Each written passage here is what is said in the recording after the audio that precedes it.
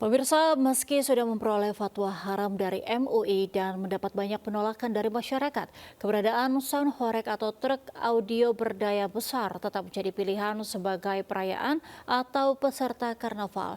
Bahkan di Kota Malang, keributan dan aksi saling pukul terjadi karena suara keras dari sound mengganggu warga sekitar.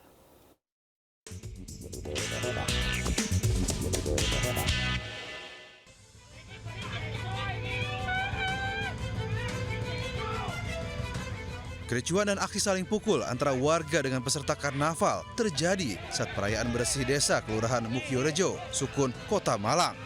Terlihat seorang warga memprotes kehadiran sound horeg karena sangat mengganggu. Merasa tidak terima, peserta sound horeg pun mengeroyok warga tersebut. Pemerintah Kota Malang sangat menyesalkan kejadian ini. Pemkot Malang pun masih menunggu regulasi dari Pemprov Jatim terkait penggunaan sound horeg di Kota Malang.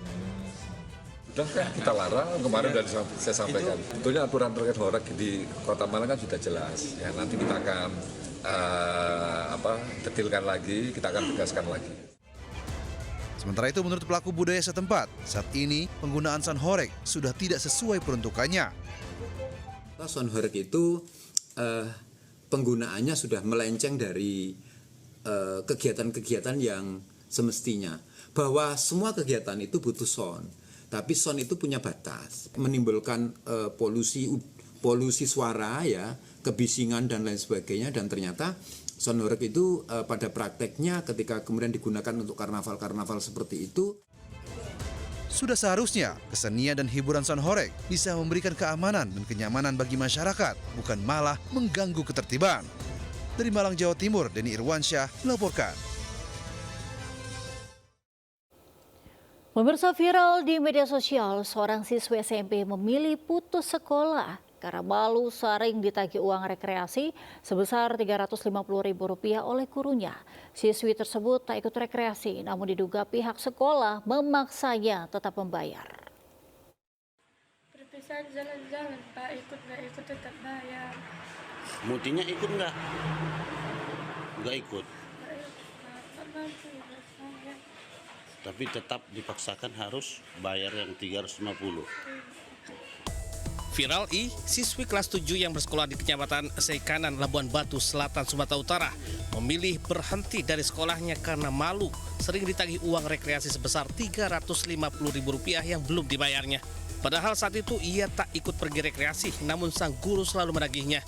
Ia sempat mencicil sebagian dari total Rp480.000 karena orang tua tak sanggup untuk membayar kekurangannya sebesar Rp350.000. Ia pun memilih putus sekolah. Kini Komisi Perlindungan Anak KPAD Kabupaten Labuan Batu Selatan melakukan pendampingan psikologis dan memanggil pihak sekolah untuk memberikan klarifikasi.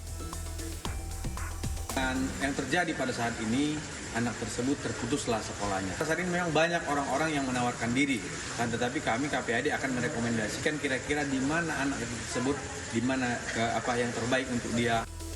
Sementara pihak sekolah belum berhasil diminta keterangan terkait kejadian itu. Dari Labuan Batu Selatan, Sumatera Utara, Randi Kurniawan, iNews melaporkan. Pemirsa, tukang bakso diserang sejumlah preman di Jalan Mandala Bypass, Kota Medan, Sumatera Utara. Sebelumnya, para pelaku sempat mengintimidasi korban dengan menyiramkan air kepada korban. Ironisnya, aksi penganiayaan terjadi di depan seorang balita.